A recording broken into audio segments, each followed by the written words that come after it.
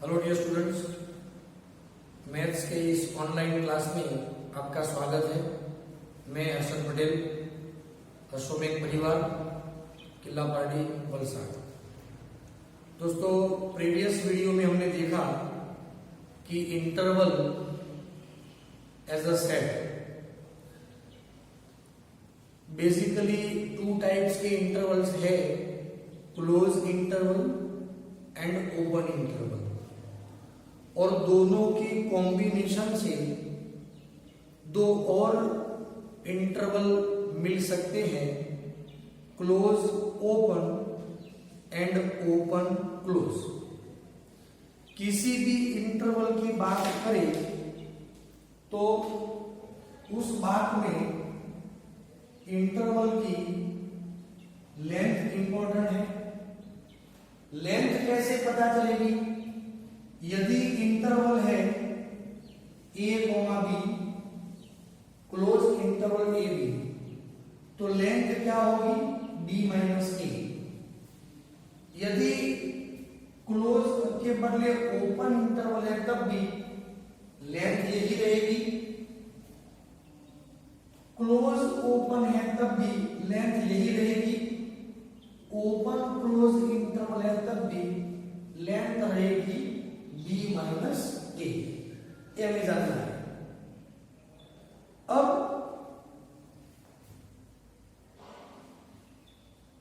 Suppose मैं ऐसा लिख रहा हूं x where x belongs to r -3 less than equal to x less than 4। इसे हम कहेंगे सेट बिल्डर फॉर्म। ये एक प्रॉपर्टी के फॉर्म में यहां पर लिखा गया है सेट। इस सेट को इंटरवल के फॉर्म में लिखना है, इंटरवल के फॉर्म में। तो देखो किस तरह से लिख सकते हैं दोस्तों, x is belongs to x possess all the value between -3 and 4 as well as -3। तो यहां पर हमें इक्वल टू दिख रहा है, तो हम यूज करेंगे -3 एज वैल्यू क्लोज इंटरवल और 4 लेंगे विद ओपन इंटरवल। आप देख रहे हैं दोस्तों, समझ में आ रहा है? तो ये इंटरवल फॉर्म को सेट बिल्डर फॉर्म में लिख सकते हैं। यदि मैं यहां से इक्वल टू निकाल देता हूं तो क्या मिलेगा? x बिलोंग्स टू -3 to 4, मतलब ये रहेगा ओपन इंटरवल। यदि यहां से इक्वल टू निकाल देते हैं तब। हालांकि इस क्वेश्चन में आंसर ही रहेगा। आप समझ रहे हैं दोस्तों? तो according to this reference you must have to complete exercise 1.3 के example number 6 and 7। Example number 6 and 7 from exercise number 1.3। इनमें से आपको ये क्वेश्चंस करने हैं, ठीक है? अब हम नए टॉपिक में आगे बढ़ते हैं, power set. What is the power set? Dear friends, power set, suppose we have any set A. हम बात कर रहे हैं सेट ए के लिए। तो ए के जितने भी सबसेट है उन सबका कलेक्शन, मतलब हम कह सकते हैं collection of all subset of set A is called power set of A, which is denoted by P of A। Power set को इस सिंबल से हम रिप्रेजेंट कर सकते हैं। फॉर एग्जाम्पल, यदि set A consist 2 elements 1 and 2, तो सोचिए कि इस सेट के सबसेट्स कितने होंगे। हमने आगे बताया था आपको थियरी में कि null set is the subset of all set. तो एक सेट तो है ही नल सेट। दूसरा, any set is the subset of itself. कोई भी सेट खुद का तो सबसेट है ही, मतलब यहां पर सेट ए आएगा, मतलब 1 2 रहेगा। अब मेन सेट में जितने भी एलिमेंट्स हो उनको सिंगुलर फॉर्म में बनाए, डबलेट फॉर्म में बनाए, पेयर में बनाए, वो सभी सबसेट की संभावनाएं जोड़ देंगे यहां पर। तो यहां पर 1 2, तो subset of these sets are 5 1 set 1 set 2 1 2। तो इसे हम बोलेंगे पावर सेट ऑफ ए। समझ रहे दोस्तों? अब यहां पर all the elements of power set are set. ये स्वतंत्र रूप से सेट है, ध्यान दीजिएगा दोस्तों। ये स्वतंत्र रूप से एलिमेंट्स है, मतलब नंबर है, लेकिन ये स्वतंत्र रूप से क्या है? सेट है। So all elements of power set are known as set. वो सभी सेट है और उन सबको सबसेट भी कहा जाता है, पी ऑफ ए का मतलब पावर सेट का। दूसरी बात, यहां पर हम देखें तो कितने नंबर्स हैं? 1 2 3 4। हालांकि मेन सेट में 2 एलिमेंट्स हैं, तो पावर सेट में 4 एलिमेंट्स हुए। सो इट्स फॉर्मूला, यदि set A consist m elements, number of a is equal to m, therefore number of power set of a is equal to 2 raised to m। मतलब यहां पर 2 elements है, तो power set में कितने numbers होते हैं? तो 2 raised to 2 मतलब 4 मिल गए 4। क्लियर दोस्तों? तो पावर सेट में इतना याद रखना है। मान लीजिए यदि set A is equal to 5 है, समझने की बात है, तो इसके पावर सेट कितने होंगे? पावर सेट क्या होंगे? तो हम कहते हैं कि पावर सेट में एक नल सेट आएगा और एक सेट इटसेल्फ आएगा। ठीक है दोस्तों? लेकिन हमने कहा था in roster form, in listed form, एक एलिमेंट को सिर्फ हम एक ही बार लिख सकते हैं, मतलब हम इस फाइल को दोबारा नहीं लिख सकते, इसीलिए यहां से फाइल में कैंसिल करना होगा। तो आप ध्यान से देखिए, तो यहां पर पावर सेट में कितने सबसेट हुए? ओनली 1 ही रहा। तो नल सेट ही सिर्फ एक ऐसा सेट है जिसके पावर सेट में कितने वैल्यू, कितने नंबर होते हैं? सिर्फ एक ही एलिमेंट होता है। बाकी सभी में 2 और 2 से ज्यादा, मतलब 1 से ज्यादा एलिमेंट्स होते हैं। क्लियर दोस्तों? दूसरी बात, यहां पर नंबर की बात करें तो नंबर तो है ही नहीं, 0 नंबर है। So number of power set of A is equal to 2 raised to 0 means 1। क्या आप समझ रहे हैं? अब हम आगे बात करेंगे यूनिवर्सल सेट। यूनिवर्सल सेट में सपोज फॉर एग्जांपल हम नंबर की बात करें, रियल नंबर्स, तो real numbers are the collection of the all subset n z q, मतलब natural number, integers, rational number. r is the also subset of irrational numbers.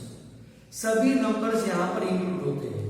तो number के form में r is known as universal set. तो इस तरह से universal set को हम u से रिप्रेजेंट करते हैं। Any set must be subset of universal set u। कोई भी सेट यूनिवर्सल सेट का सबसेट होता है।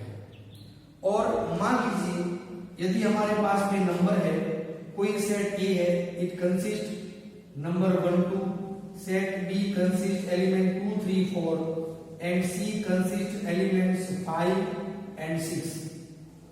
यदि ये तीनों सबसेट ऑफ यूनिवर्सल सेट है तो हम इन तीनों के जरिए यूनिवर्सल सेट को एक डिफाइन कर सकते हैं। किस तरह से? 1 2 3 4 5 6 ऐसा हम कह सकते हैं अकॉर्डिंग टू दिस। ठीक है, तो सिर्फ इतने के लिए यूनिवर्सल सेट हम इस तरह कर सकते हैं, मतलब all sets are subset of universal set U. Clear दोस्तों, एकदम से क्लियर। अब हम एक्सरसाइज 3 में 1.3 में थोड़े से क्वेश्चंस देखेंगे। डियर स्टूडेंट्स, अब हमारे सामने यहाँ पर एग्जांपल है फ्रॉम एक्सरसाइज 1.3। इसमें से फर्स्ट क्वेश्चन है, जिनमें 7 क्वेश्चंस और दिए गए। मैं यहाँ पर सिर्फ आपको 2 ही क्वेश्चन समझा रहा हूँ। हमें सबसेट और मतलब which set is the subset of the other, ये हमें दिखाना है यहाँ पर। फॉर एग्जांपल यहाँ पर एक सेट दिया है, X is a triangle in a plane, मतलब प्लेन के सभी ट्राइंगल्स यहाँ पर है। और यहाँ पर क्या कहा है, X is a rectangle in a plane, मतलब यहाँ पर प्लेन के सारे रेक्टेंगल्स हैं और प्लेन के सारे ट्राइंगल्स हैं। तो क्या आप ये सोचिए, क्या सभी ट्राइंगल प्लेन में आ सकते हैं? तो बिल्कुल नहीं। या तो फिर प्लेन की ट्राइंगल में नहीं आते हैं, रेक्टेंगल की ट्राइंगल में नहीं आते हैं, तो यहाँ पर नॉट सबसेट का सिंबल यूज करेंगे। ठीक है, सिमिलर यहाँ पर x is an even natural number and x is an integer. Even natural number में देखें तो 2, 4, 6 सो ऑन, और सिर्फ इंटीजर की बात करें तो 1, 2, 3, 4 ये सारे हैं। तो ये सारी वैल्यू मतलब ये सारे एलिमेंट्स इस सेट में भी प्रेजेंट है, तो यहाँ पर हम क्या कह सकते हैं, ये सिंबल यूज कर सकते हैं। तो this set is the subset of given set. Clear दोस्तों? सिमिलरली यहाँ पर मैं correct which statement is correct, example number 2 में दिया गया है, set A is the subset of A, B and C। अब ध्यान दीजिए कि और set A belongs to A, B, C। सबसे पहले मैं आपको ये बताना चाहूंगा कि यहां पर जो सेट है उनमें 3 एलिमेंट्स है, A, B, C। A element के फॉर्म में है, सेट के फॉर्म में नहीं है, समझ रहे हैं? तो यहां पर एक बात तो तय है कि set A not belongs to this set, क्योंकि बिलोंग टू नहीं कह सकते यहां पर, तो ये स्टेटमेंट इनकरेक्ट है, मतलब रॉन्ग स्टेटमेंट है। क्या आप समझ रहे हैं? दूसरी बात, तो यहां पर क्या होना चाहिए था, यदि मुझे इस स्टेटमेंट को करेक्ट करना है तो ये होना चाहिए था A belongs to A, B, C, ऐसा होना चाहिए था, तब ये करेक्ट होता। क्लियर? अब दोनों सेट की बात करते हैं, तो इस सेट में सिर्फ एक ही एलिमेंट है A, और इस सेट में A, B, C 3 एलिमेंट्स है, तो ये सारे के सारे एलिमेंट्स यहाँ पर मौजूद ही है।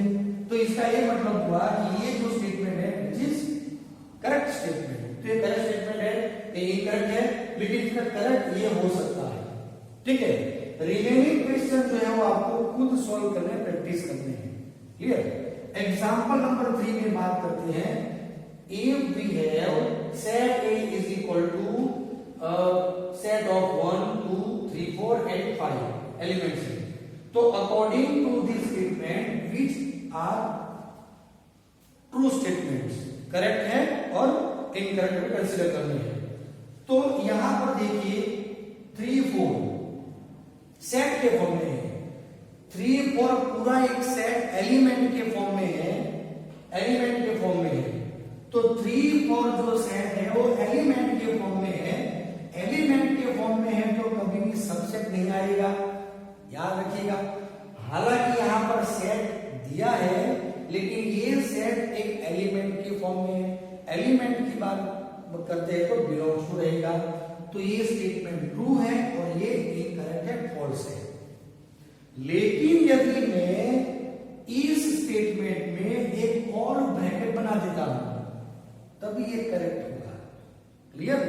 तो यहां पर ये स्टेटमेंट इनकरेक्ट है, फॉल्स स्टेटमेंट होगा।